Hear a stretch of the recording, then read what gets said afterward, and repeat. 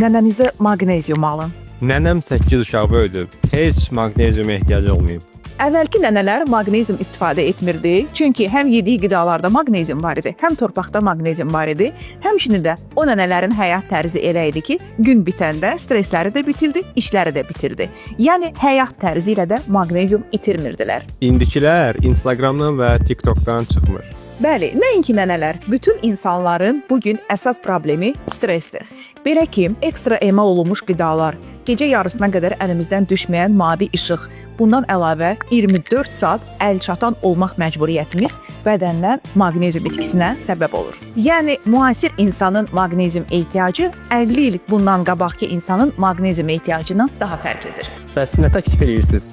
Nənənizə maqnezium alın. Təbii ki, gündəlik maqnezium ehtiyacımızı ödəmək üçün maqnirot qəbul etməyi tövsiyə edirəm. Çünki maqnirotun tərkibindəki orot turşusu maqneziumu birbaşa hüceyrənin içinə salır və buna görə də ilk günlərdən artıq dəyişikliyi hiss edirsiniz. Bu arada maqnezium içən nənələr öz təqaüdündən nəvələrinə pay ayrılırlar.